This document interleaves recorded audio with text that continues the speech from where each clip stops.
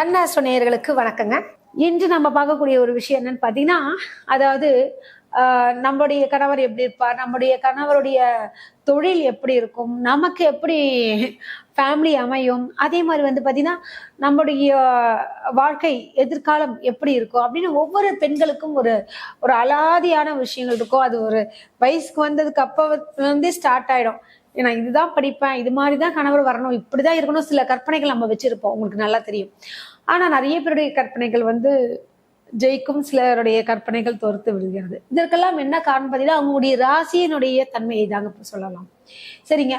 ஒவ்வொரு ராசிக்கும் அவங்களுடைய வாழ்க்கை நிலை எப்படி இருக்கும், அது குறிப்பாக பெண்களுக்கான ஒரு பிரத்யேகமான ஒரு விஷயத்தை தான் இப்ப நம்ம பேச போறோம். வாங்க பார்க்கலாங்க. முதல் ராசி எதுன்னு பார்த்தீங்கன்னா, மேஷ ராசி அன்பர்களுக்கு எப்படி இருக்கும் அவங்களுடைய வாழ்க்கை, தொழில், உடல் ஆரோக்கியம், செல்வ நிலை, இது மாதிரியான விஷயங்கள்லாம் பார்க்கலாம். மேஷ ராசியில வந்து 3 நட்சத்திரங்கள் ஒளிந்திருக்கிறது. என்னென்ன நட்சத்திரங்கள் அப்படின்னு பார்க்கும்பொழுது, அஸ்வினி, பரணி, கார்த்திகை 1ஆம் பாதம் வரைக்கும். அஸ்வினி 1, 2, 3, 4 பாதங்கள் அஸ்வினி நட்சத்திரம் எங்க விழுதுன்னு பார்த்தீங்கன்னா, மேஷ ராசியில, அதாவது செவ்வாய் வீடான மேஷ ராசியில விழுதுங்க. ஸோ அஸ்வினியுடைய கிரக அதிபதி யார் அப்படின்னு பார்த்தீங்கன்னா, கேது பகவான். கேது பகவானுடைய நட்சத்திரம் அங்க இருக்கு. அடுத்தபடியாக இருக்கக்கூடிய நட்சத்திரம் பரணி நட்சத்திரம். பரணி யாருடைய நட்சத்திரம்? சுக்கிரனுடைய நட்சத்திரம். அந்த நட்சத்திரத்தில் 1, 2, 3, 4 பாதங்கள் எங்க இருக்கு அப்படின்னு பார்த்தீங்கன்னா, மேஷ ராசியில விழுதுங்க.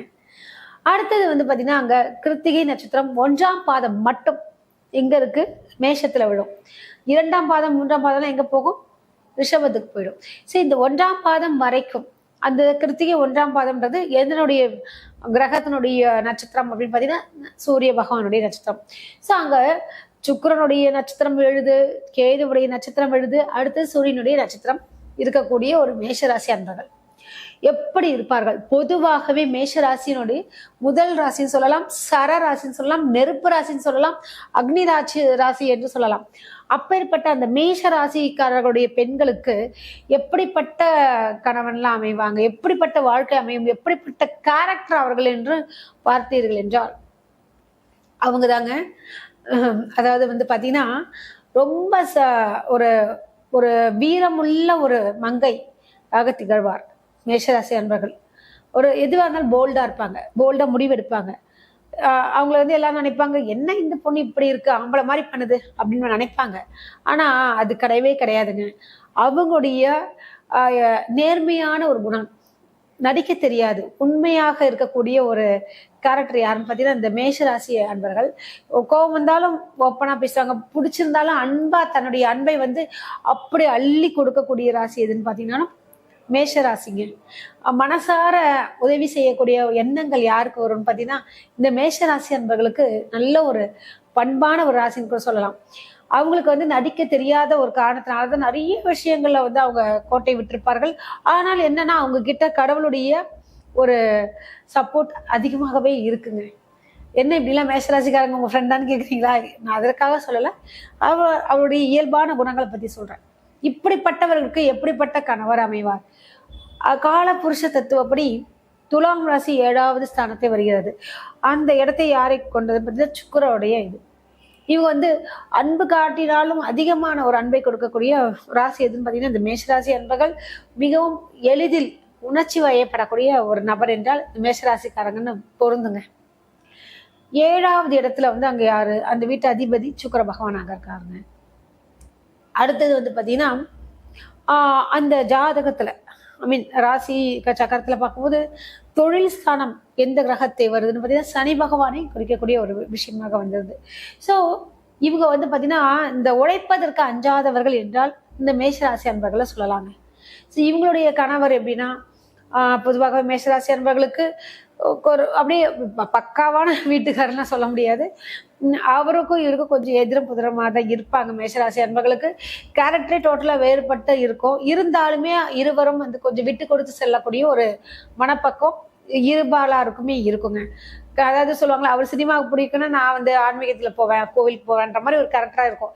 இருந்தாலும் அங்க ரெண்டு பேருக்கும் உள்ளான ஒரு ஈர்ப்பு அதிகமாகவே இருக்கிறத நம்ம பார்த்துருக்கோங்க. ஸோ மேஷராசி அன்பர்களுக்கு வந்து கணவனிடம் கொஞ்சம் விட்டு கொடுக்கக்கூடிய ஒரு விஷயமா இருக்கும். உங்களுடைய கேரக்டரே நீங்க எதிர்பார்க்கவே முடியவே முடியாது. அவர் வந்து வித்தியாசமானவராக இருப்பார். அது மாதிரியான விஷயங்கள். சரி, இருந்தாலுமே வந்து நம்ம என்ன பண்ணணும், திருமணம் பார்க்கும் பொழுது, பொருத்தம் பார்க்கும் பொழுது நல்ல ஒரு மேட்சிங் இருக்கிறதா பார்த்து பண்ணீங்கன்னா மேஷராசி அன்பர்களுக்கு ரொம்ப சிறப்பாகவே இருக்கும்னு சொல்லலாம். அது மட்டுமா, மேஷராசிக்காரர்கள் எந்த ஆண்களை தவிர்க்கலாம், என்ன ராசிக்காரர்களை தவிர்க்கலாம் அப்படின்னு பாத்தீங்கன்னா, கன்னி மற்றும் விருச்சிக ராசிக்காரர்களை தவிர்ப்பது மிக மிக முக்கியம். நோட் திஸ் பாயிண்ட் யுவர் அப்படின்னு சொல்லுவாங்க இல்லையா, அது மாதிரியான ஒரு விஷயங்கள். ஸோ அந்த மேஷராசிக்காரங்க கன்னி ராசியா, அவங்க எவ்வளவு பெரிய ஆளா இருந்தாலுமே நமக்கு வேண்டாம் அப்படி சொல்லிட்டு கொஞ்சம் முதல்லயே ஒதுக்கிடுங்க. இன்னும் நீங்க அதுல கஷ்டப்படக்கூடிய நிலை வரும். அதே மாதிரி விருச்சிக ராசியா, ஒரே வீட்டு அதிபதி தானேன்னு சொல்லி மாட்டிக்காதீங்க. கண்டிப்பாக நிறைய மிஸ் அண்டர்ஸ்டாண்டிங்ஸ் மேஷத்துக்கும் விருச்சத்துக்கும் இணைத்தால் வரக்கூடிய விஷயங்கள் இருக்கு. ஃப்ரெண்ட்ஸா வச்சிங்க, திருமண வாழ்க்கை பார்ட்னர் அப்படின்னும் போது ஷேர் பண்ணிக்கணும்னா அந்த ராசியை மறந்துருங்க அப்படின்றது ஒரு முக்கியமான விஷயங்க. அடுத்தது அவங்களுடைய கணவருடைய வாழ்க்கை அப்படின்னா, கணவர் எப்படி இருப்பார் அப்படின்னு பார்த்தீங்கன்னா, நிச்சயமாக ஒரு உழைப்பாளியான ஒரு கணவர் நிச்சயம் கிடைப்பாருங்க. என்ன ஒரு விஷயம், அந்த உழைப்புகள், அவர் செய்யக்கூடிய வேலைகள் உங்களுக்கு பிடிக்காம இருக்கலாம். இருந்தாலுமே வந்து அவருடைய துறையில அவர் வந்து நல்ல மின்னக்கூடிய ஒரு நபராக இருக்கக்கூடிய வாய்ப்புகள் அதிகமாகவே இருக்கு. இதெல்லாமே வந்து பொதுவான ஒரு தோராயமான ஒரு பலன்கள் தான். அவருடைய ஜாதகத்துல, பர்சனல் ஜாதகத்திலையும் நல்லா மிக சிறப்பான தொழில் ஸ்தானமா இருந்துச்சுன்னா நீங்க கட்டுங்க. இல்லைன்னா கல்யாணம் பண்ணிட்டு பூவாக எங்க போறதுன்ற மாதிரி ஆயிடக்கூடாது. ஸோ அதனால ஜாதகத்தை நன்கு ஆராய்ந்து பார்த்து நம்ம திருமணம் செய்வது மிக மிக நன்றுங்க. ஸோ இருவருக்கும் நல்லா அங்க தொழில் நல்லா வச்சு காப்பாத்துவாங்களான்ற விஷயங்கள்லாம் பார்த்துக்குங்க. பொதுவாகவே அவங்க வந்து நல்ல ஒரு மனிதர், ரொம்ப ஹார்ட் ஒர்க்கரான கணவர் தான் வர்றதுக்கு வாய்ப்புகள் அதிகமாகவே இருக்குங்க. அடுத்து வந்து பாத்தீங்கன்னா அவங்களோட உடல்நிலை அப்படின்னு பார்க்கும் மேஷராசிக்காரங்களுக்கு எப்ப பார்த்தாலுமே என்ன ஆகும்னா, ஹெல்த் முடியல, இடுப்பு வலிக்குது, சூடாயிடுச்சு, ஒரு 4 நாள் நல்லா இருப்பீங்க, திருப்பி 2 நாள் வந்து படுத்துப்பீங்க. அப்புறம் ரெஸ்ட் அடுத்ததுக்கு அப்புறம் தான், அடுத்த ரெஃப்ரெஷ் ஆனதுக்கு அப்புறம் தான் அடுத்த வேலையை செய்யக்கூடிய ஒரு நபராக நீங்க இருப்பீங்க. ஓயாமல் உழைப்பவர் என்றாலும் அது உங்களுக்கு தான் பொருந்தும். அடுத்தது நீங்க வழிபட வேண்டிய கடவுள் அப்படின்றது மிக மிக முக்கியமான ஒரு விஷயம். சரி, நீங்க கும்பிடக்கூடிய கடவுள் யார் பார்த்தீங்கன்னா, முருகரை வந்து வழிபடுங்கள். நிச்சயமாக நல்லதே நடக்கும் உங்களுக்கு. முடிந்தால் செவ்வாய்க்கிழமை அன்று உங்களுடைய நட்சத்திரத்தை அன்று வழிபட்டால் உங்களுக்கு பிடித்த விஷயங்கள்லாம், எண்ணங்கள் வந்து ஈடேறுவதற்குண்டான வாய்ப்புகள் இருக்குங்க. இது மிஸ் பண்ணாம செய்யுங்க. நிறைய விஷயங்கள் வந்து நான் சொல்லியிருப்பேன். இது உங்களுக்கு நிறைய பேருக்கு மேட்ச் ஆயிருக்கும். அது மட்டும் இல்லாம வந்து பார்த்தீங்கன்னா, உங்களுடைய கல்யாணம் பார்க்கக்கூடிய மேஷராசி அன்பர்கள் துணைவரை வந்து நீங்க தேர்ந்தெடுக்கிறீங்கன்னா, ஒரு முறை நன்கு பொருத்தம் பார்த்திய நம்பர் இதுல ஓடிட்டு இருக்கும். பொருத்தம் பார்த்து செய்வது நல்லது. வாழ்த்துக்கள். நன்றி, வணக்கம்.